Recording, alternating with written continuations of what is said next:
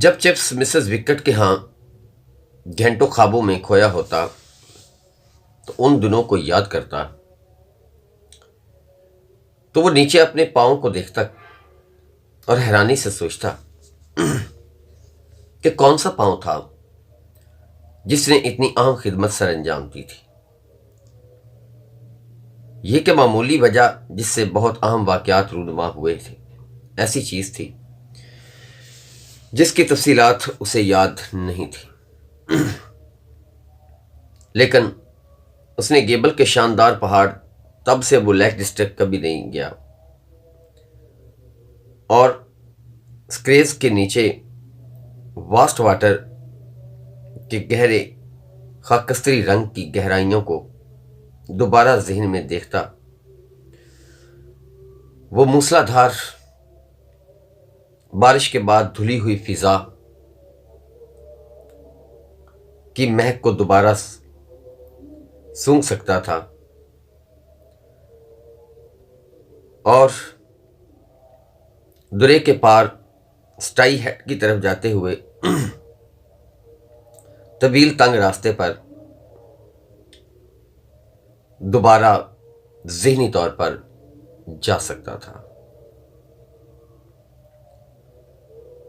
یہ سب کچھ واضح طور پر اس کے ذہن میں موجود تھا۔ وہ خمار آلود خوشی کا وقت، وہ جھیل کنارے شام کی چہل قدمیاں، اس کی سوہانی آواز اور اس کے شوخ کہکہے، وہ ہمیشہ بہت خوش رہنے والی شخصیت تھی۔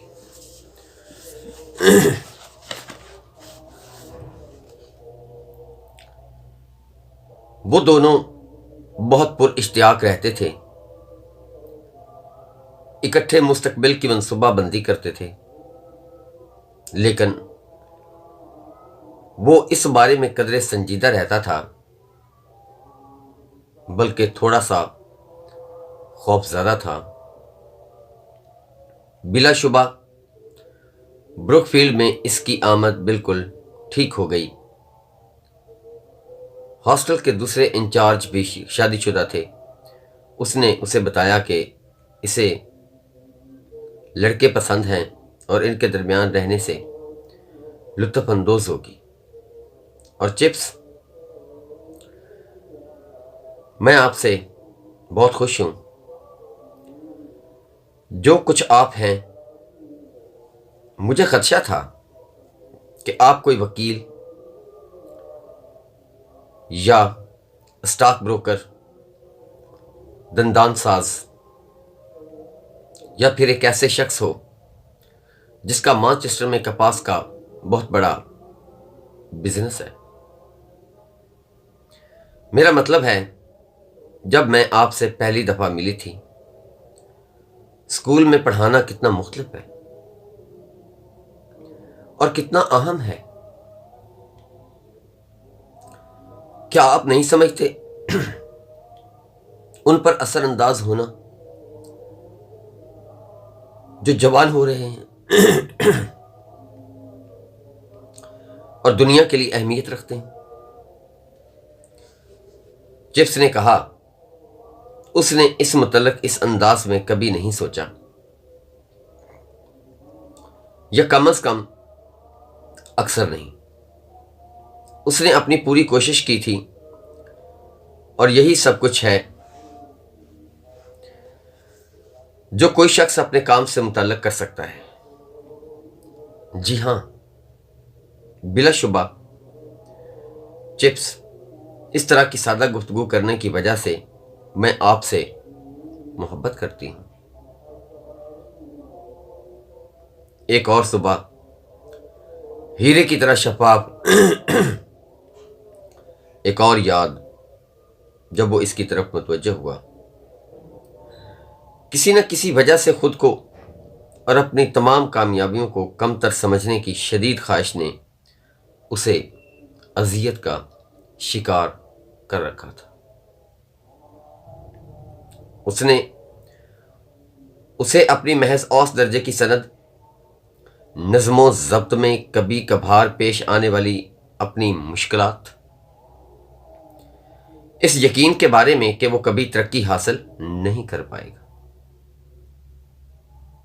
وہ کسی جوان اور بلند خواہشات رکھنے والی لڑکی سے شادی کرنے کی اپنی مکمل نااہلی کے بارے میں بتایا تھا، اور اس سب کے اختتام پر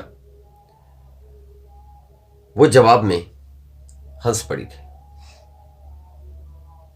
اس کے والدین نہیں تھے اور اس کی شادی ایلنگ میں اس کی ایک خالہ کے گھر سے ہوئی۔ شادی سے ایک رات پہلے جب چپس گھر سے ہوٹل واپس جانے لگا تو کیتھرین نے بناوٹی سنجیدگی سے کہا، یہ ایک موقع ہے، آپ جانتے ہیں یہ ہماری آخری الوداع ہے۔ میں قدرے ایک نئے لڑکے کی طرح محسوس کرتی ہوں جو آپ کے ساتھ اپنی پہلی تعلیمی مدت شروع کر رہا۔ خوفزدہ نہیں ہوں، خیال رکھنا، لیکن محض ایک دفعہ مکمل مؤدب انداز میں کیا میں آپ کو جناب کہہ کر بلاؤں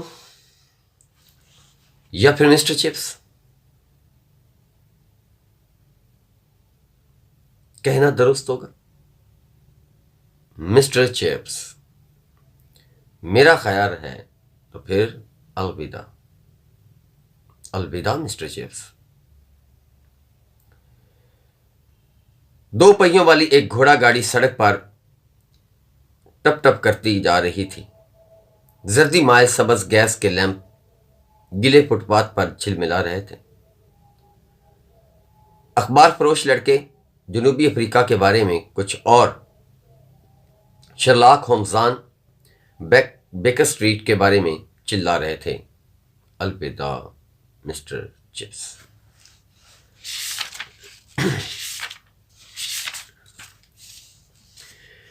پھر اس شادی کے بعد خوشی کا ایک ایسا وقت آیا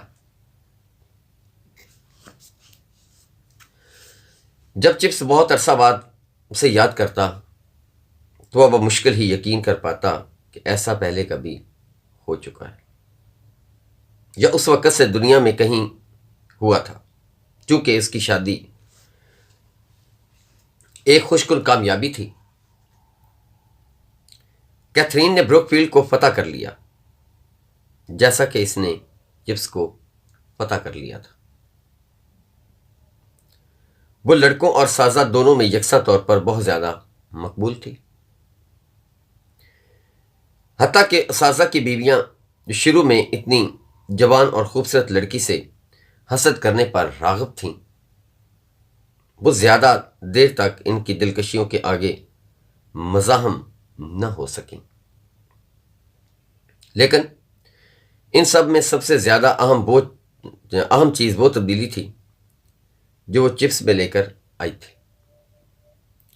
اپنی شادی تک چپس سے خشک مزاج اور قدرے غیر جانبدار قسم کا شخص تھا، جسے عمومی طور پر بروک فیلڈ پسند کرتا تھا اور اچھا خیال کرتا تھا، لیکن وہ ایسی خصوصیات کا حامل نہیں تھا جو عظیم مقبولیت کا باعث بنتی ہیں، جو کہ بہت زیادہ محبت کو ابھارتی ہیں۔ وہ ایک چوتھائی صدی سے زیادہ عرصہ سے بروک فیلڈ میں تھا، خود کو نفیس اور محنتی شخص ثابت کرنے کے لیے یہ عرصہ کافی تھا، لیکن کسی کے لیے یہ اتنا طویل عرصہ تھا کہ وہ اس بات پر یقین نہیں کر سکتا تھا کہ وہ کبھی اس سے زیادہ بہتر بننے کے قابل تھا۔ در حقیقت وہ پہلے ہی پیشہ تدریس کی آہستہ آہستہ بڑھتی ہوئی بوسیدگی میں ڈوبتا جا رہا تھا، جو کہ اس پیشے کا بدترین اور حتمی زوال ہے۔ سالہ سال سے ایک جیسے اسباق پڑھاتے رہنے نے ایک ایسا معمول بنا دیا تھا کہ اس کی زندگی کے دیگر معاملات میں پرسکون خاموشی سے از خود ترتیب پا گئے تھے۔ وہ اچھی طرح کام کرتا تھا، وہ باز ضمیر تھا، وہ ایک ایسا جمود تھا جس نے خدمت، اطمینان، اعتماد اور ہر چیز دی ہوئی تھی سوائے ولولے کے۔ اور پھر یہ حیران کن لڑکی اس کی بیوی بن کر آئی جس کی کسی کو توقع نہیں تھی۔ جبس کو خود سب سے کم توقع تھی۔ اس نے اسے تمام ظاہر صورتوں میں ایک نیا شخص بنا دیا، اگرچہ زیادہ تر نیا پن حقیقتاً انہی چیزوں کو زندگی کا ولولہ دینے سے ہوا جو کہ پرانی، مقید اور ناقابل قیاس تھی۔ اس کی آنکھوں میں چمک آ گئی، اس کا ذہن جو اگرچہ شاندار نہیں لیکن مناسب اہلیت رکھتا تھا، زیادہ مہم جوئی سے کام کرنے لگا۔ ایک چیز جو ہمیشہ اس کے پاس تھی، یعنی مزاح کی حس، وہ کھل کر اچانک جوان ہو گئی۔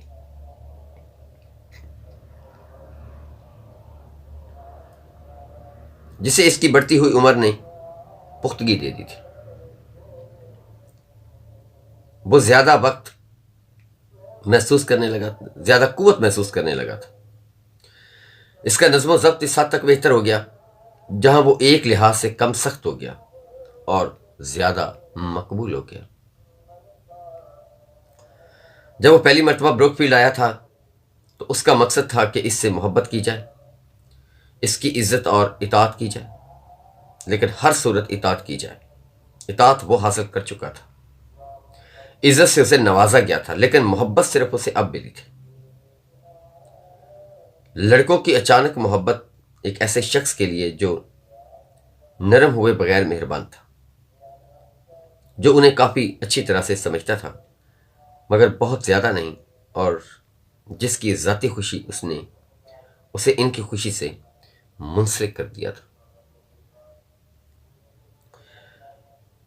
اس نے چھوٹے چھوٹے مذاق شروع کر دیے، اس قسم کے مذاق جو اسکول کے لڑکے پسند کرتے ہیں، جیسا کہ یادداشت پر مبنی ذو معنی باتیں جو کہہ کے پیدا کرتے اور ساتھ ہی اس کے ذہن پر کچھ نقش بھی کر جاتے ہیں۔ ان میں سے ایک ایسا تھا جو انہیں خوش کرنے میں کبھی ناکام نہیں ہوا تھا، اگرچہ یہ بہت سے دوسرے میں صرف ایک نمونہ تھا۔ جب کبھی اس کی رومی تاریخ کی کلاسوں میں لیکس کنولیا کا معاملہ آتا تھا، جو کہ قانون تھا جو امراء کو عام لوگوں سے شادی کرنے کی اجازت دیتا تھا، جبس کہا کرتا تھا، بس آپ نے دیکھا اگر کوئی عام لڑکی چاہتی کہ کوئی نواب زادہ اسے شادی کر لے اور کہتا کہ وہ نہیں کر سکتا، تو وہ غالباً جواب دیتی، او ہاں تم کر سکتے ہو، تم جھوٹے ہو، کہکوں کی گونج۔ اور کیتھی نے اس کے نظریات آراء میں وسعت پیدا کی اور اسے بروک فیلڈ کی چھتوں اور برجوں سے آگے کی بصیرت دی، تاکہ وہ اپنے ملک کو کسی گہری اور مہربان چیز کے طور پر دیکھیں، جس کے لیے بروک فیلڈ بہت ہی معاون ندیوں میں سے ایک تھا۔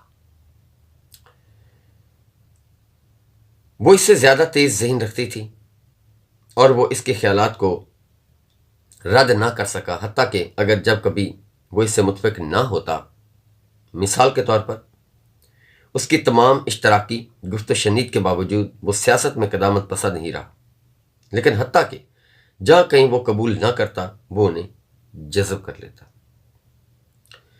اس کے نوخیز اعلیٰ نظریات نے اس کی پختگی پر اثر انداز ہو کر ایک لطیف اور دانش مندانہ امتزاج پیدا کر دیا۔ بعض اوقات وہ اسے مکمل قائل کر لیتی تھی۔ مثال کے طور پر مشرقی لندن میں بروک فیلڈ میں ایک مشن سکول چلایا جاتا تھا جس کے لیے لڑکے اور والدین دل کھول کر چندہ دیتے تھے، لیکن شخصی رابطہ بہت کم رکھتے تھے۔ کیتھرین ہی تھی جس نے یہ تجویز دی کہ مشن کی طرف سے ایک ٹیم کو بروک فیلڈ آنا چاہیے اور وہ سکول 11 سے فٹ بال میچ کھیلنا چاہیے۔ یہ خیال اتنا انقلابی تھا کہ اگر کیتھرین کی بجائے کسی اور کی طرف سے پیش ہوتا تو اپنی پہلی سردموری پذیرائی کے بعد باقی نہ رہتا۔ کچی آبادی کے لڑکوں کے گروہ کو بہتر درجے کے نوجوان کے پرسکون خوشی کے میدانوں میں متعارف کرانا شروع میں ایسا دکھائی دیا کہ بہتر ہے کہ ایسی تمام قسم کی چیزوں کو بے مقصد سنسنی خیز کو بغیر چھوئے چھوڑ دیا جائے۔ پورا سٹاف اس کے خلاف تھا، اور اسکول اگر اس سے رائے لی جاتی تو غالباً وہ بھی اس کے خلاف تھا۔ ہر شخص کو یقین تھا کہ ایسٹ اینڈ کے لڑکے بدماش ہوں گے، یا یہ کہ انہیں بے سکون کر دیا جائے گا۔ بہرحال کچھ واقعات رونما ہوں گے اور ہر ایک شخص گھبرایا ہوا اور پریشان ہوگا۔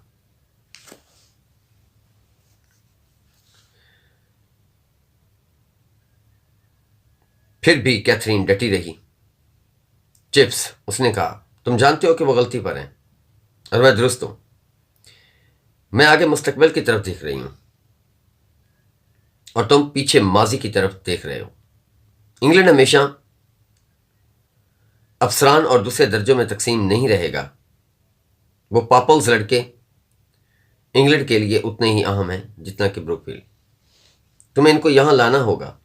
چیپس، تم چند سکوں کا چیک لکھ کر اور انہیں اپنے آپ سے دور رکھ کر اپنے ضمیر کو مطمئن نہیں کر سکتے۔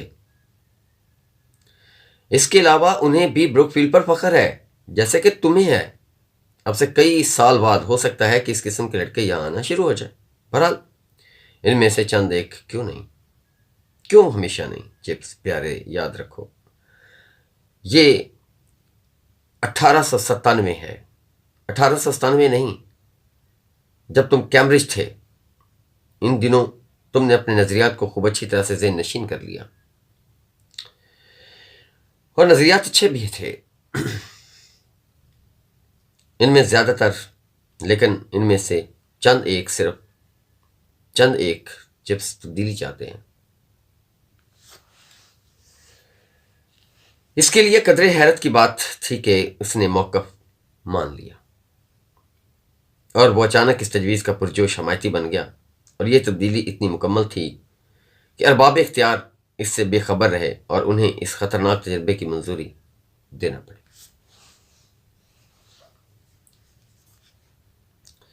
پاپل سے لڑکے ایک ہفتے کے سپہر کو بروک فیلڈ پہنچے، اسکول کی سیکنڈ ٹیم کے ساتھ فٹ بال میچ کھیلا اور باعزت انداز سے 5 کے مقابلے میں 7 گول سے شکست کھائی، اور بعد میں کھانے کے حال میں اسکول کی ٹیم کے ساتھ اعلیٰ قسم کی چائے پی۔ پھر انہوں نے اسکول کے سربراہ سے ملاقات کی اور انہیں اسکول دکھایا گیا، اور شام کو چپس نے انہیں ریلوے اسٹیشن پر الوداع کہا۔ ہر چیز کسی بھی قسم کی معمولی سی مشکل کے بغیر انجام پا گئی، اور یہ بات واضح تھی کہ مہمان اپنے ساتھ اتنا ہی اچھا تاثر لے کر جا رہے تھے جتنا انہوں نے پیچھے چھوڑا تھا۔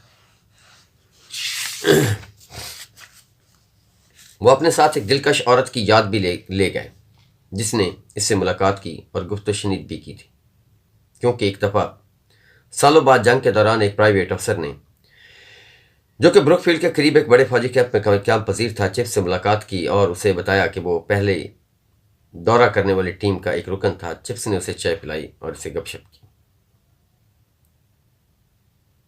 حتیٰ کہ آخر میں ہاتھ ملاتے ہوئے اس شخص نے کہا، اور مسز کا کیا حال ہے جناب؟ مجھے وہ اچھی طرح یاد ہے۔ کیا تمہیں یاد ہے؟ چپس نے اشتیاق سے جواب دیا۔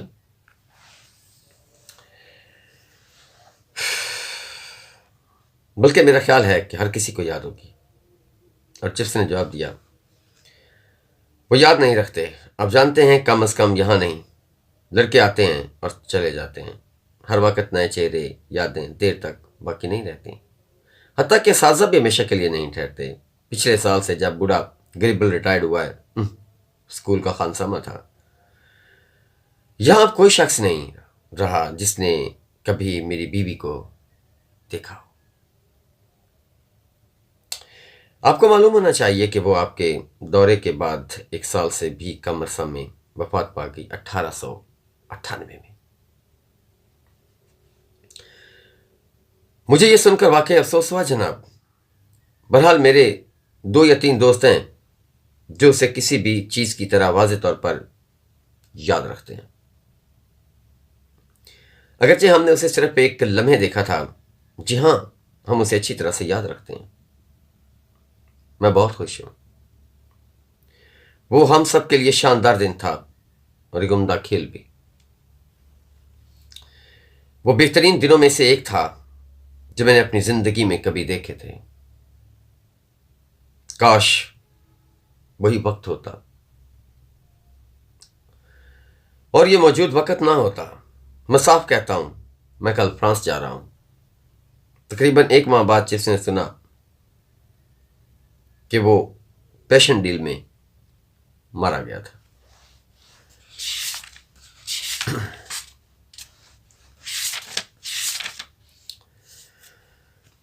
اور بس یہ اس کی زندگی کا ایک پرجوش اور واضح حصہ تھا جس پر روشنی ڈال رہا تھا، جس سے ہزاروں یادیں دمک اٹھی تھی۔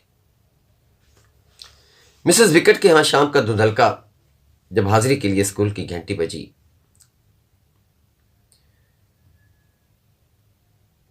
تو یادوں کو بادل کی صورت میں اس کے پاس لے آتا۔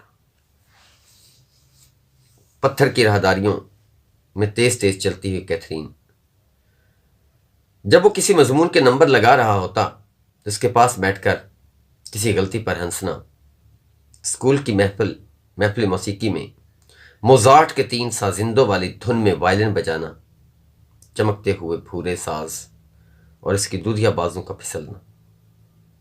وہ ایک اچھی ساز بجانے والی اور ایک عمدہ موسیقار تھی۔ اور کیتھرین دسمبر میں ہاؤس میچ دیکھنے کے لیے پوستین کا لباس اور دستانے پہنتی تھی۔ تقریری مقابلے کے دن تقسیم انعامات کے بعد باغ میں منعقد ہونے والی پارٹی میں کیتھرین کی موجودگی پیدا ہونے والے کسی بھی چھوٹے سے مسئلے میں کیتھرین کا مشورہ دینا، اور مشورہ اچھا بھی ہوتا تھا جسے وہ ہمیشہ قبول نہیں کرتا تھا، لیکن جو ہمیشہ اس پر اثر انداز ہوتا تھا۔ پیارے چپس، اگر میں تمہاری جگہ ہوتی تو انہیں چھوڑ دیتی۔ بہرحال یہ کوئی بہت تشویشناک بات نہیں ہے۔ مجھے معلوم ہے میں بھی انہیں معاف کرنا پسند کروں گی، لیکن اگر ایسا کروں گی تو مجھے خدشہ ہے کہ وہ اسے دوبارہ کریں گی۔ انہیں صاف صاف بتانے کی کوشش کرو اور انہیں موقع دو، شاید میں ایسا کروں۔ نہیں معلوم، جب سے ان سینکڑوں لڑکوں کو یہاں مقید رکھنا واقعی ایک غیر فطری انتظام ہے۔ اگر تم اس پر غور کرو تو اس لیے جب کوئی ایسی بات رونما ہوتی ہے جسے نہیں ہونا چاہیے، تو کیا تم نہیں سمجھتے کہ ان پر چڑھ دوڑنا تھوڑی سی ناانصافی ہوگی؟ گویا کہ ان کا یہاں ہونا ان کی غلطی ہو۔ اس کے بارے میں تو معلوم نہیں کیا تھی، لیکن میں ضرور جانتا ہوں کہ ہر شخص کی خاطر ہمیں اس طرح کے معاملے میں قدرے سخت ہونا پڑتا ہے۔ ایک گندی مچھلی سارے جل کو گندا کر دیتی ہے۔ وہ یہ کام تبھی شروع کرتا ہے جب پہلے اسے خود کسی نے خراب کیا۔ بہرحال غالباً یہی ہوا ہوگا کہ ایسا نہیں ہوا۔ ہو سکتا ہے ہم اس بارے میں بے بس ہوں، تاہم مجھے یقین ہے بروک فیلڈ بہت سے دوسرے اسکولوں سے بہتر ہے۔ یہی زیادہ وجہ ہے اس کو ایسا رکھنے کی۔ لیکن یہ لڑکا چپس، کیا تم اسے خارج کرنے والے ہو؟ غالباً ہیڈ ماسٹر ایسا کرے گا جب میں اسے بتاؤں گا۔ اور تم ہیڈ ماسٹر کو بتانے والے ہو؟ یہ میرا فرض ہے، مجھے خدشہ ہے۔ کیا تم اس کے بارے میں تھوڑا سوچ نہیں سکتے؟ لڑکے سے دوبارہ بات کر لو، معلوم کرو یہ بات کیسے شروع ہوئی۔ بہرحال اس معاملے سے ہٹ کر، کیا وہ قدرے نفیس لڑکا نہیں ہے؟ اوہ بالکل ٹھیک ہے۔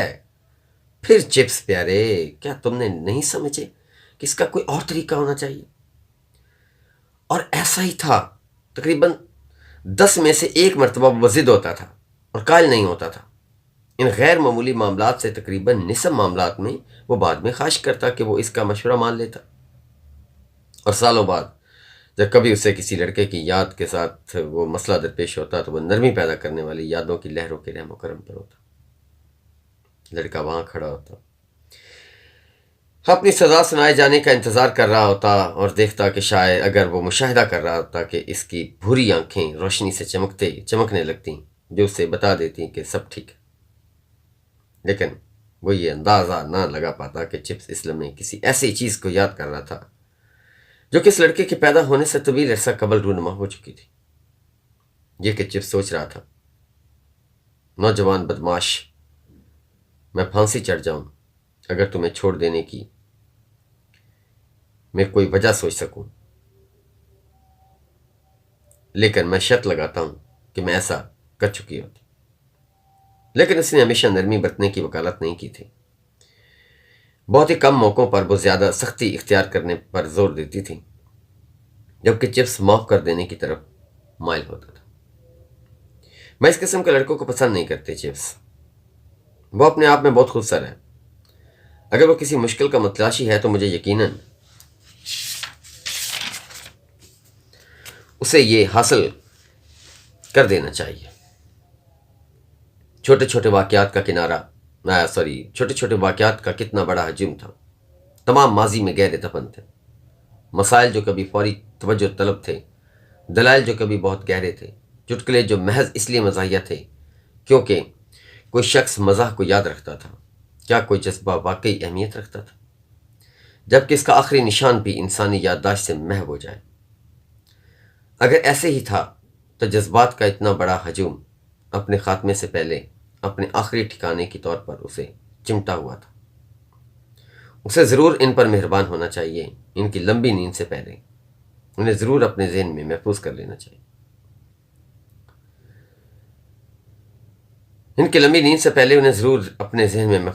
چاہیے۔ آرچر کے استعفے کا معاملہ مثال کے طور پر وہ ڈنسٹر نے ساز کے ڈھکنے میں ڈال دیا۔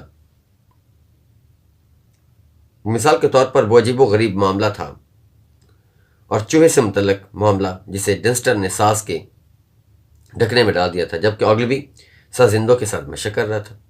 اوگلبی مر چکا تھا اور ڈنسٹر جیٹ لینڈ میں ڈوب گیا تھا۔ دوسرے لوگ جنہوں نے یہ واقعہ دیکھا تھا یا اس سے متعلق سنا تھا، ان میں سے زیادہ تر لوگ اسے بھول چکے تھے، اور صدیوں سے دوسرے واقعات کے ساتھ ایسا ہی ہوتا رہا تھا۔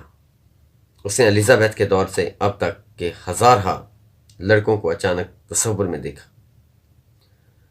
اساتذہ کے خاندان در خاندان بروک فیلڈ کی تاریخ کے طویل ادوار، جن کا حتیٰ کہ مبہم سا ریکارڈ بھی باقی نہ رہا تھا۔ کسے معلوم تھا کہ قدیم 5ویں کلاس کے کمرے کو دی پیٹ گڑا کیوں کہا جاتا ہے؟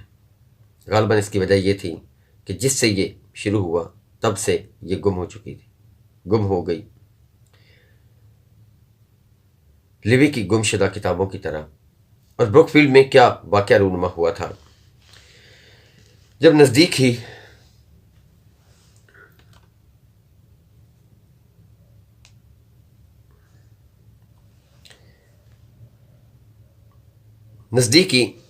نسبی کے مقام پر کروم بیل نے جنگ لڑی۔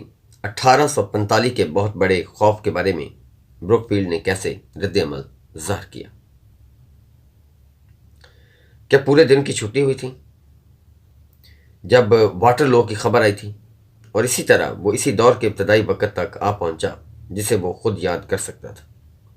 1870 اپنے پہلے اور بعد انٹرویو کے بعد گپ شپ کرتے ہوئے بیدر بھائی کہہ رہا تھا، لگتا ہے گویا کہ ان اچھے دنوں میں سے ایک دن ہمیں بذات خود جرمنوں کے ساتھ معاملہ طے کرنے پڑیں گے۔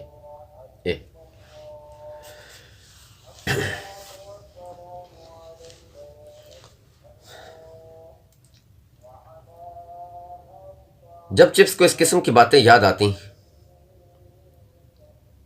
تو وہ اکثر سوچتا کہ وہ انہیں تحریر کرے گا اور ان سے ایک کتاب مرتب کرے گا، اور مسز وکٹ کے ہاں گزارنے والے سالوں کے دوران بعض اوقات وہ اس حد تک بھی گیا تھا کہ اس نے کچھ بے ترتیب واقعات بھی تحریر کیے، لیکن جلد ہی اسے مشکلات کا سامنا ہوا۔ سب سے بڑی مشکل یہ تھی کہ لکھنا اسے ذہنی اور جسمانی دونوں لحاظ سے تھکا دیتا تھا۔ یہ بھی تھا کہ کسی وجہ سے ان کی یادیں زیادہ تر ذائقہ کھو دیتی جب انہیں تحریر میں لایا جاتا۔ مثال کے طور پر رشتن اور عالموں کی بوری سے متعلق وہ کہانی لکھی جانے کے بعد غیر دلچسپ لگی، لیکن بخدا یہ اپنے دور میں کتنی مزاحیہ تھی، اسے تو یاد کرنا بھی پرمزہ تھا، اگرچہ شاید آپ کو رشتن یاد نہ ہو، اور بہرحال اتنے سال گزرنے کے بعد کسے یاد ہوگا؟ یہ تو بہت پہلے عرصے کی بات ہے۔ مسز وکٹ، کیا تم رشتن نامی شخص کو کبھی جانتی تھی؟ تمہارے وقت سے پہلے میں یہ کہنے کی جسارت کروں گا کسی سرکاری ملازمت کے لیے برما گیا تھا۔ مایا بورینو تھا، بڑا دلچسپ آدمی تھا رشتن، اور ہاں، وہ آنکھ کے سامنے دوبارہ سپنوں میں کھو گیا، ان وقتوں اور واقعات کے سپنے دیکھ رہا تھا جن میں سے تنہا مکفی دلچسپی لے سکتا تھا، پرلطف اور افسردہ، مزاحیہ اور المناک، وہ تمام اس کے ذہن میں گڈ مڈ ہو جاتے، اور کسی دن یہ کام کتنا ہی مشکل ثابت ہو، وہ انہیں ترتیب دے گا اور ان سے ایک کتاب مرتب کرے گا۔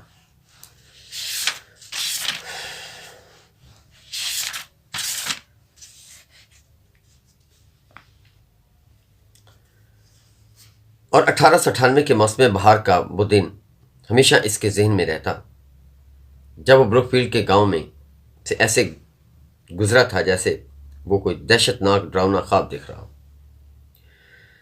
باہر کی دنیا میں فرار ہونے کی جزوی جدوجہد کر رہا تھا، جہاں سورج اب بھی چمکتا تھا اور جہاں ہر چیز مختلف انداز میں رونما ہوتی تھی۔ نو عمر فولکنر اسے اسکول کے باہر گلی میں ملا۔ جناب، براہ کرم مجھے سپیر کی چھٹی مل سکتی ہے؟ میرے گھر کے لوگ آ رہے ہیں۔ یہ کیا؟ اور ہاں، ٹھیک ہے، کیا میں گرجا گھر جانے سے غیر حاضر رہ سکتا ہوں جناب؟ ہاں ٹھیک ہے، اور کیا میں ان سے ملنے کے لیے اسٹیشن جا سکتا ہوں؟ اس نے تقریباً یہ جواب دیا، تم جہنم میں بھی جا سکتے ہو، مجھے کیا پرواہ، میری بیوی مر چکی ہے اور میرا بچہ مر چکا ہے، اور کاش میں خود بھی مر جاتا۔ در حقیقت اس نے سر ہلایا اور لڑکھڑاتے ہوئے آگے چلا گیا۔ وہ کسی سے بات نہیں کرنا چاہتا تھا،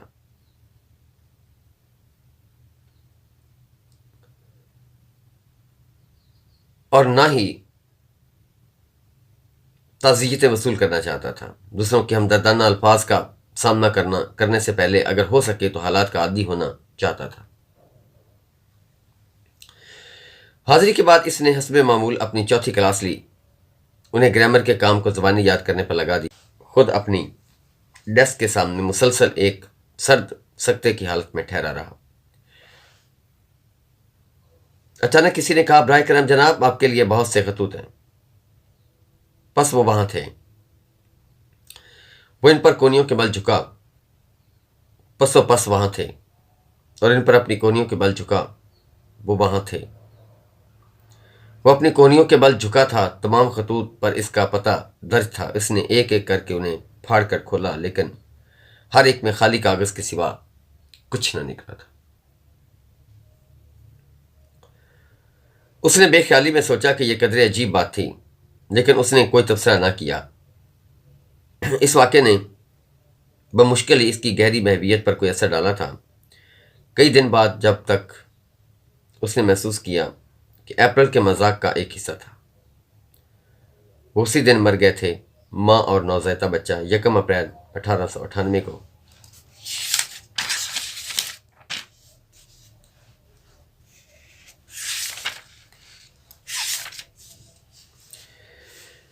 اسکول ہاؤس میں چپس نے اپنے کشادہ رہائشی کمروں کو اپنے کمارے دور کے اصل کوارٹر میں بدل لیا۔ شروع میں اس نے سوچا کہ وہ ہاؤس ماسٹر شپ چھوڑ دے گا، لیکن ہیڈ ماسٹر نے اسے اس کے برعکس آمادہ کر لیا، اور بعد میں اس پر خوش تھا۔ اس کام نے اسے مصروفیت دی، اس کے دل و دماغ میں خالی جگہ کو پر کیا۔ وہ بدل گیا تھا۔ ہر ایک نے اسے محسوس کیا۔ جس طرح شادی نے کچھ اضافہ کیا تھا، اسی طرح بیوی کی موت نے افسردگی نے بھی کیا۔ غم کے پہلے سکتے کے بعد وہ اچانک ایسا انسان بن گیا جسے لڑکے بہرحال بلا جھجک بوڑھا شمار کرنے لگے تھے۔ یہ نہیں تھا کہ وہ کم مستعد تھا، وہ اب بھی کرکٹ کے میدان میں نصف سینچری کر سکتا تھا۔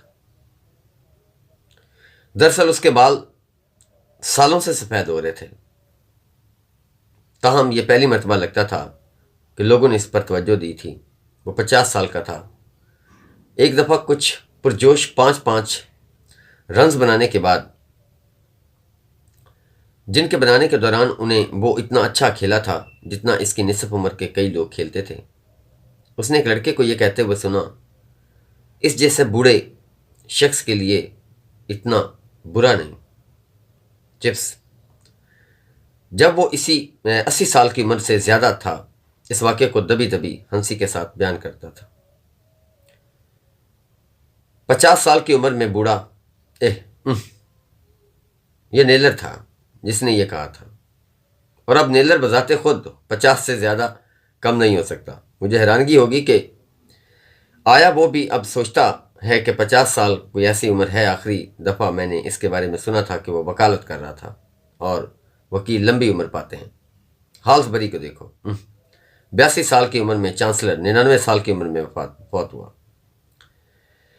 تمہارے لیے ایک عمر ہے، 50 سال میں سے ہی اتنا بوڑھا کیوں؟ اس جیسے آدمی 50 سال کی عمر میں بہت جوان ہوتے ہیں۔ میں بذات خود محض ایک شیرخوار بچہ، اور ایک مفہوم یہ درست تھا کیونکہ نئی صدی کے ساتھ ہی چپس پر ایک پختگی غالب آ گئی جس نے اس کے ترقی پاتے ہوئے اعتبار اور اس کے اکثر دہرائے جانے والے مذاقوں کو ایک ہم آہنگی میں یکجا کر دیا تھا۔ اب اسے ان معمولی اور کبھی کبھار رونما ہونے والی نظم و ضبط کی مشکلات کا سامنا نہیں تھا، یا اپنے کام اور اہمیت کے بارے میں بے اعتمادی محسوس نہیں کرتا۔ اسے معلوم ہو گیا کہ بروک فیلڈ پر اس کا فخر بنقص ہوا، اور اسے خود پر اور اپنے رتبے پر فخر کرنے کا جواز دے گیا۔ یہ ایک ایسی ملازمت تھی جس نے اسے اعلیٰ طور پر اور مکمل طور پر اپنی ذات کے لیے مکمل آزادی دی۔ اس میں سینیارٹی اور پختگی کے سبب مراد کا ایسا نامعلوم مقام حاصل کر لیا تھا جو انسانی دسترس میں نہیں تھا۔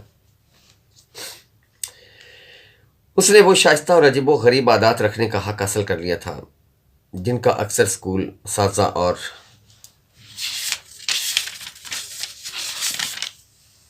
پادری شکار ہوتے ہیں۔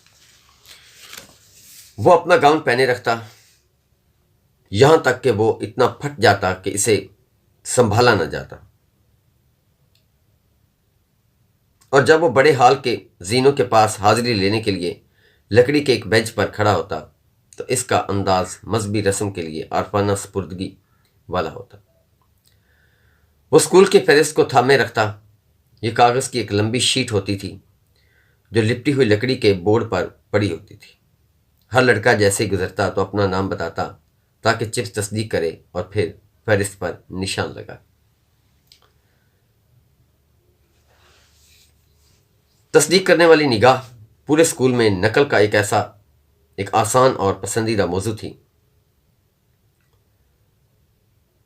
اسٹیل کے فریم والی اینک جو ناک سے پھسل رہی تھی، بھویں اوپر کو اٹھی ہوئی ہوتی اور ایک دوسرے کی نسبت تھوڑی بلند ہوتی، ایک ایسی نگاہ جو آدھی بے خود اور آدھی سوالیہ ہوتی۔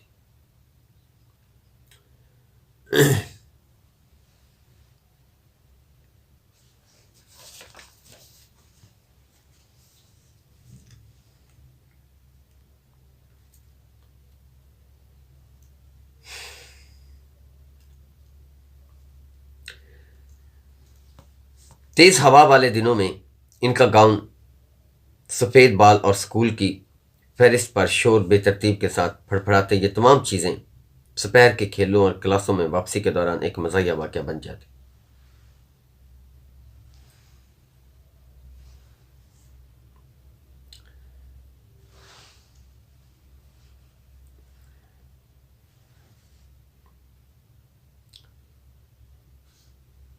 ان ناموں میں سے کچھ طائفے کے چھوٹے ٹکڑوں کی طرح بعد میں یادداشت پر زور دیے بغیر ہمیشہ ان کے ذہن میں آتے۔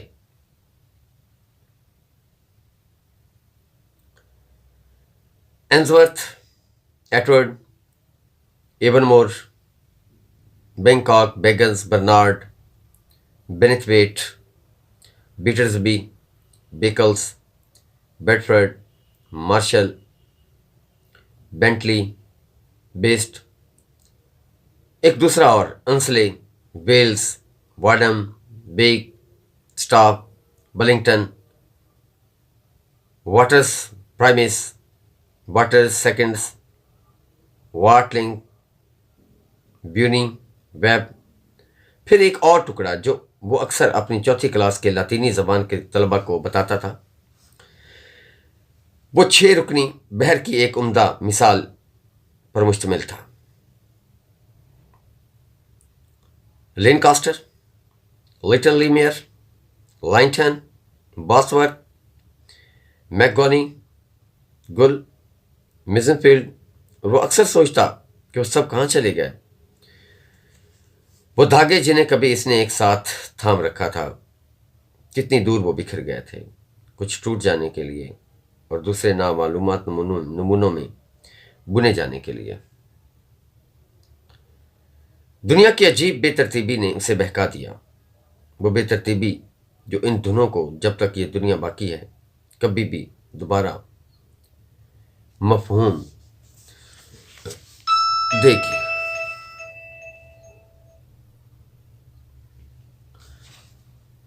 और ब्रुकफील्ड के पीछे जैसे धुंध छट जाने के बाद कोई शख्स एक पहाड़ के पीछे दूसरे पहाड़ की झलक देख सकता है। वो तब्दीली और कशमकश की दुनिया देखता, वो उसे महसूस करने की निस्बत ज़्यादातर याद की गई कैथी की निगाहों से देखता। वो इस काबिल ना रही थी, इसके लिए अपना पूरा दिमाग छोड़ जाती।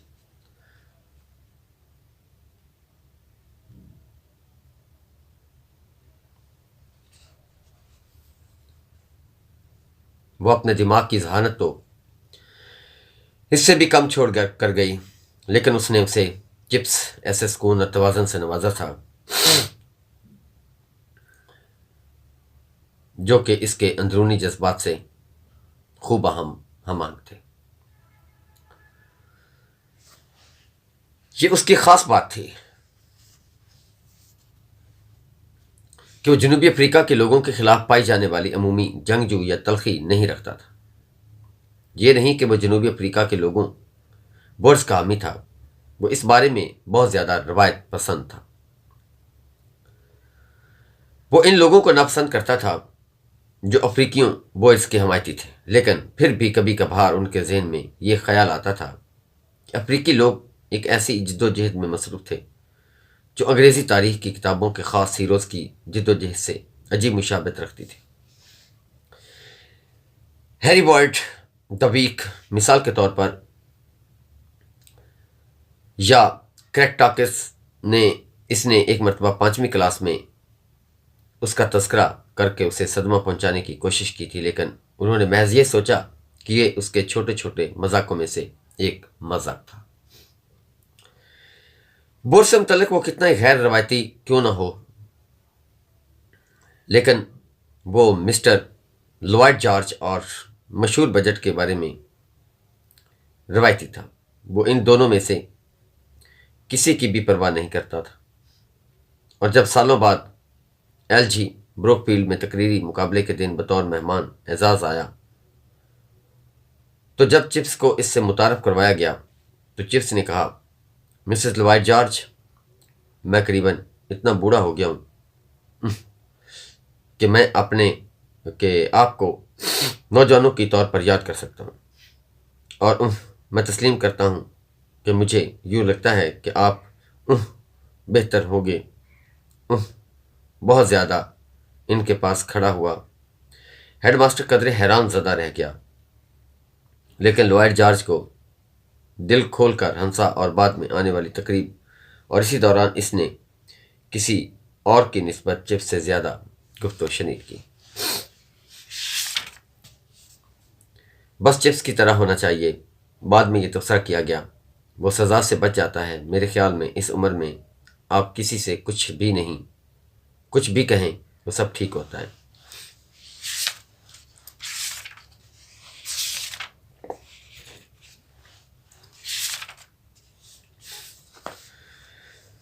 1900 میں بوڑھا میلڈرم جو بیدر بائی کے بعد بطور ہیڈ ماسٹر آیا تھا اور 3 اشروں سے اس عہدے کو سنبھال رکھا تھا، اچانک نمونیا سے فوت ہو گیا اور اس کے جانشین کی تقرری سے پہلے کی درمیانی مدت میں چپس بروک فیلڈ کا قائم مقام ہیڈ ماسٹر بن گیا۔ اس کا محض معمولی سا امکان تھا کہ شاید گورنرز اس کی تقرری کو مستقل کر دیں گے، لیکن چپس کو حقیقتاً کوئی مایوسی نہ ہوئی جب وہ محض ایک 37 سال نوجوان کو لے آئے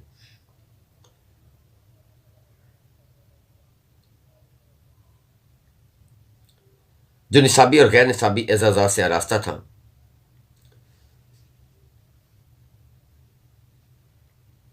اور اس کی شخصیت اس قسم کی تھی کہ وہ بڑے حال کو فقط اپنے ابرو کے ایک اشارے سے خاموش کرا سکتا تھا۔ اس قسم کی شخص سے چپس کا کوئی مقابلہ نہیں تھا۔ وہ کبھی بھی شامل نہیں تھا اور نہ ہی کبھی ہوگا، اور اسے یہ معلوم تھا کہ وہ مکمل طور پر پرقدرے نرم مزاج اور کم غصیلا جانور تھا۔ 1913 اس کی ریٹائرمنٹ سے پہلے سال واضح یادوں کی تصاویر سے جڑے ہوئے تھے۔ مئی کی ایک صبح اسکول کی گھنٹی خلاف معمول وقت پر بجی۔ خلاف معلوم وقت پر بچی۔ ہر ایک کو بڑے حال میں اکٹھے ہونے کے لیے بلایا گیا۔ راسٹن نیا ہیڈ ماسٹر بہت باروب اور خود آگاہی سرد مہری کے ساتھ مجمع پر نظریں جمائے ہوئے تھا، جس سے اس کی سخت گیری کی پیشین گوئی ہوتی تھی۔ آپ سب کو یہ سن کر دکھ ہوگا کہ عالیجا ایڈورڈ ہفتم کا آج صبح انتقال ہو گیا۔ آج سپیر اسکول میں چھٹی ہوگی، لیکن 4:30 بجے گرجا میں عبادت منعقد ہے۔ بروک فیلڈ کے نزدیک ریلوے لائن پر موسم گرما کی ایک صبح ریلوے کے ملازمین ہڑتال پر تھے۔ فوجی انجن چلا رہے تھے، گاڑیوں پر پتھر پھینکے گئے تھے۔ بروک فیلڈ کے لڑکے ریلوے لائن کے ساتھ گشت کر رہے تھے اور سارے معاملات کو ایک بہت بڑی تفریح سمجھ رہے تھے۔ چپس جو کہ انچارج تھا، تھوڑے سے فاصلے پر ایک جھونپڑی کے دروازے پر کسی سے گفتگو کر رہا تھا۔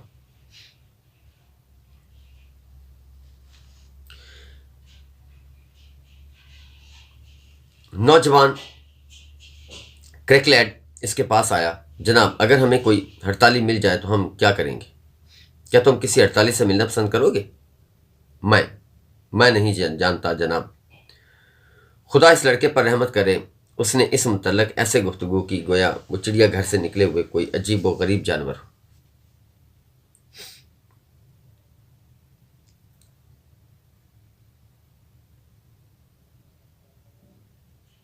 ہو۔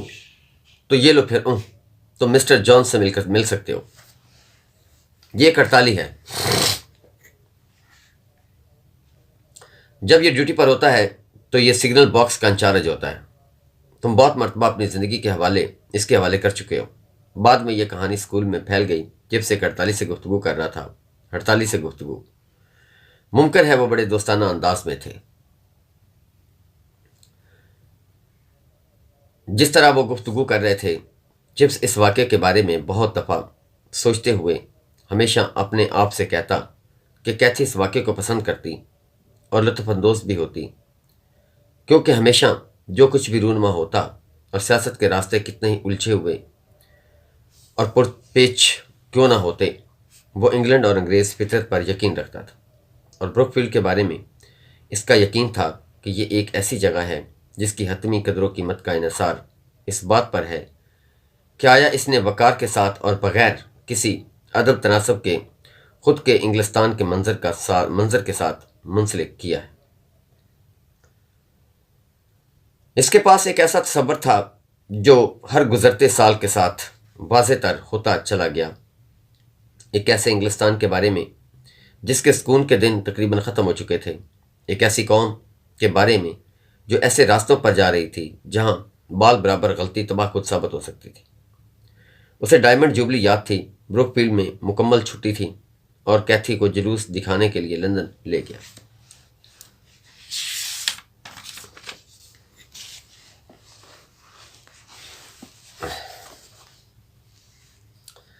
ضعیف اور مشہور زمانہ خاتون جو اپنی بگھی میں کسی شکستہ لکڑی کی گڑیا کی طرح بیٹھی تھی، وہ بہت سی چیزوں کی مؤثر علامت بن چکی تھی جو کہ اسی کی طرح خاتمے کے قریب پہنچ رہی تھی۔ کیا یہ محض ایک صدی تھی یا ایک عہد تھا؟ اور پھر وہ ہنگامہ خیز ایڈورڈ کا اشرا جو کہ ایک برقی لیمپ کی طرح تھا جو بجھنے سے پہلے زیادہ روشن اور سفید تھا۔ ہڑتالیں، تالہ بندیاں، شراب والے خانے، بے روزگاروں کے احتجاجی جلوس، چینی مزدور، محصولات کی اصلاحات، ایچ ایم ایس ملکہ عالیہ کا جہاز، جنگی جہاز، مارکونی، آئرلینڈ کے لیے قومی حکومت، ڈاکٹر کوپن، عورتوں کے لیے ووٹ کا حق مانگنے والیاں، اور چیکلیجا کی لائنیں، اپریل کی ایک شام، تیز ہوائیں اور بارش، چوتھی جماعت ورجل کی تحریر کی تشریح کر رہی تھی، لیکن زیادہ ذہانت سے نہیں، کیونکہ اخباروں میں ایک سنسنی خیز خبر تھی، خاص طور پر نوجوان گریگسن لاپرواہ اور خیالات میں محو تھا۔ وہ ایک خاموش، تباہ اور پریشان ہو جانے والا لڑکا تھا۔ گریگسن، پیچھے کھڑے ہو جاؤ۔ سب کے پیچھے پھر گریگسن، میں نہیں چاہتا کہ سختی کروں کیونکہ تم عمومی طور پر کافی اچھے ہو اپنے کام میں، لیکن آج تم نہیں لگتے ہرگز کوئی کوشش کرتے ہوئے۔ کیا کوئی مسئلہ ہے؟ نہیں جناب۔ اچھا، ہم اس کے بارے میں مزید بات نہیں کریں گے، لیکن میں اگلی دفعہ تم سے بہتر کام کی توقع رکھوں گا۔ اگلی صبح اسکول میں ہر طرف مشہور تھا کہ گریگسن کا والد ٹائٹینک پر سوار تھا اور اس کی قسمت سے متعلق ابھی تک کوئی خبر نہیں آئی تھی۔ گریگسن کو اس بات میں چھوٹ دے دی گئی کیونکہ سارا دن اسکول کی توجہ جذباتی طور پر ان کی پریشانیوں پر مرکوز رہی۔ پھر یہ خبر آئی کہ اس کے والدین ان لوگوں میں شامل تھے جنہیں بچا لیا گیا تھا۔ چپس نے لڑکے سے ہاتھ ملایا۔ اچھا گریگسن، مجھے خوشی ہے، ایک خوش کن انجام ہوا۔ تمہیں ضرور زندگی سے کافی خوشی محسوس کرنی چاہیے۔ جی ہاں جناب۔ ایک خاموش طبع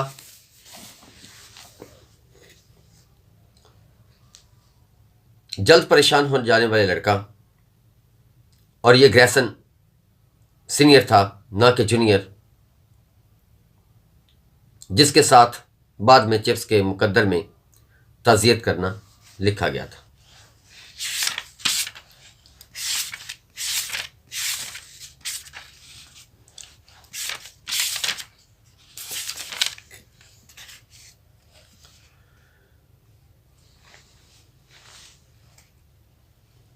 اور پھر راسٹن کے ساتھ جھگڑا عجیب بات تھی۔ چپس نے اسے کبھی پسند نہیں کیا تھا۔ وہ لائق، بے رحم، بلند خواہشات رکھنے والا تھا، لیکن بہرحال وہ پسند کیا جانے والا نہیں تھا۔ مسلمہ طور پر اس نے بروک فیلڈ کا اسکول کی حیثیت سے رتبہ بلند کیا اور یادداشت میں پہلی مرتبہ اسکول میں داخلے کے لیے منتظر طلباء کی ایک لمبی فہرست تھی۔ وہ ایک پرجوش شخص تھا، عمدہ طور پر توانائی منتقل کرنے والا، لیکن آپ کو اس سے خبردار رہنا پڑتا ہے۔ چپس نے کبھی بھی اس سے خبردار رہنے کی فکر نہیں کی تھی۔ وہ اس سے متاثر نہیں تھا، لیکن وہ کافی رضامندی سے اور بہت وفاداری سے اس کی ملازمت کر رہا تھا، بلکہ وہ بروک فیلڈ کی خدمت کر رہا تھا۔ وہ جانتا تھا کہ راسٹن بھی اسے پسند نہیں کرتا، لیکن اس سے کوئی فرق نہیں پڑتا۔ پھر اچانک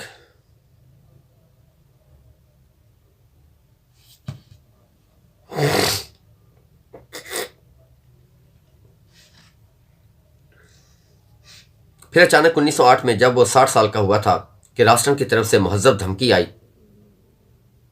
مسٹر چپنگ، کیا آپ نے کبھی سوچا ہے کہ آپ کو ریٹائر ہو جانا چاہیے؟ چپس نے کتابوں سے آراستہ مطالعہ گاہ میں اس سوال سے چونک کر اسے گھور کر دیکھا۔ وہ حیران تھا کہ راسٹن نے یہ کیوں پوچھا۔ آخرکار اس نے کہا، نہیں، میں نہیں کہہ سکتا کہ میں اس بارے میں زیادہ سوچوں۔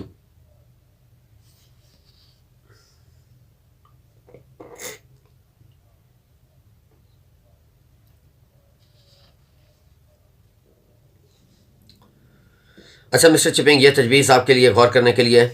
گورنر یقیناً آپ کو مناسب طور پر پینشن دینے پر رضامند ہو جائیں گے۔ اچانک چپس سخت غصے میں آ گیا، لیکن میں ریٹائر نہیں ہونا چاہتا، مجھے نہیں ضرورت ایسا سوچنے کی، تاہم میری تجویز ہے کہ آپ ایسا کریں، لیکن مجھے سمجھ نہیں آتی کیوں میں ایسا سوچوں۔ اس صورت میں تو معاملات قدرے مشکل ہو جائیں گے۔ مشکل کیوں؟ مشکل اور پھر جھگڑنے لگے۔ راسٹن سرد پڑتا جا رہا تھا اور سخت ہوتا جا رہا تھا، چپس گرم ہوتا جا رہا تھا اور زیادہ جذباتی ہوتا جا رہا تھا، یہاں تک کہ آخر راسٹن نے سرد موری سے کہا، چونکہ آپ مجھے صاف صاف الفاظ استعمال کرنے پر مجبور کر رہے ہیں مسٹر چپس، تو سن لو، گزشتہ کچھ عرصہ سے آپ اپنے کام کا مناسب طور پر کام نہیں کر رہے۔ آپ کے تدریس کے طریقے سست اور پرانے طرز کے ہیں، آپ کی ذاتی عادات بے سلیقہ، اور آپ اس طرح سے میری ہدایات نظر انداز کر رہے ہیں کہ میں کسی نوجوان شخص کی صورت میں اسے واضح حکم عدولی کی سمجھتا ہوں۔ مسٹر چپنگ، ایسا نہیں چلے گا۔ آپ اسے میرے تحمل سے منسوب کریں کہ میں نے اسے اتنے عرصہ سے برداشت کیا ہے۔ لیکن چپس نے مکمل حیرانگی سے بولنا شروع کیا، اور پھر اس نے ایک غیر معمولی الزام سے چند الگ الگ الفاظ کیے۔ بے سلیقہ؟ آپ نے کہا؟ جی ہاں، اس گاؤن کو دیکھیے جو آپ نے پہنا ہوا ہے۔ مجھے یہ بھی معلوم ہے کہ آپ کا یہ گاؤن پورے اسکول میں مسلسل تفریح کا موضوع بنا ہوا ہے۔ چپس بھی یہ جانتا تھا کہ اسے کبھی بھی یہ بہت قابل افسوس مسئلہ نہیں لگا تھا۔ چپس نے بات جاری رکھتے ہوئے کہا، اور آپ نے حکومت علی کے بارے میں بھی کچھ کہا تھا؟ نہیں، میں نے نہیں کہا۔ میں نے کہا کہ کسی نوجوان کے معاملے میں میں ایسا سمجھتا، آپ کے معاملے میں یہ غالباً سستی اور ہٹ دھرمی کی آمیزش ہے۔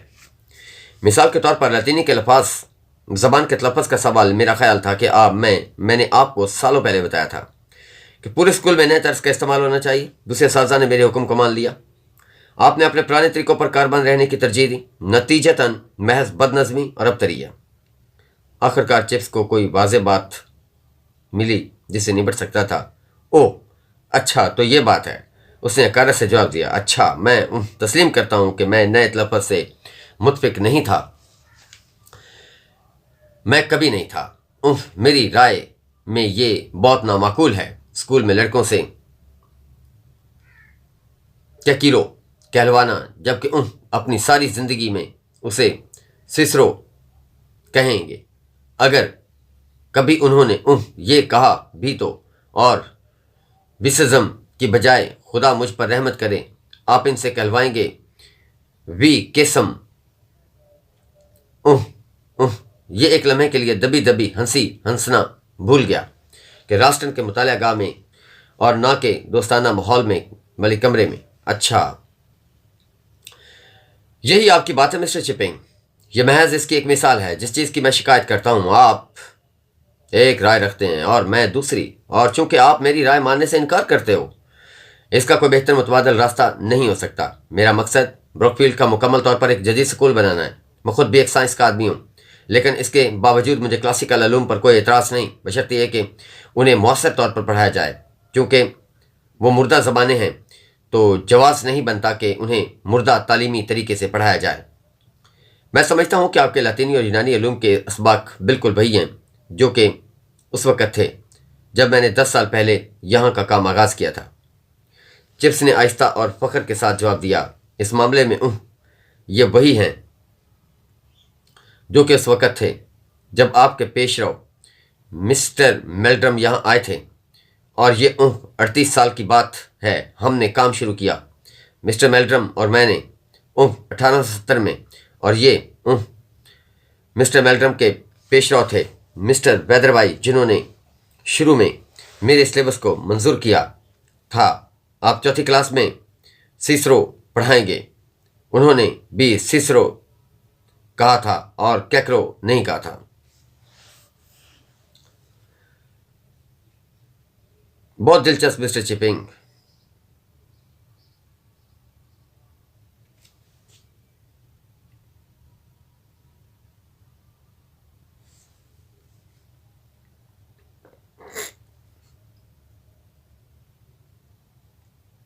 مسٹر چپنگ، لیکن ایک مرتبہ پھر یہ میرے نکتہ ہی کو ثابت کرتا ہے، آپ بہت زیادہ ماضی میں رہتے ہیں، حال اور مستقبل میں کافی نہیں رہتے ہیں۔ وقت تبدیل ہو رہا ہے.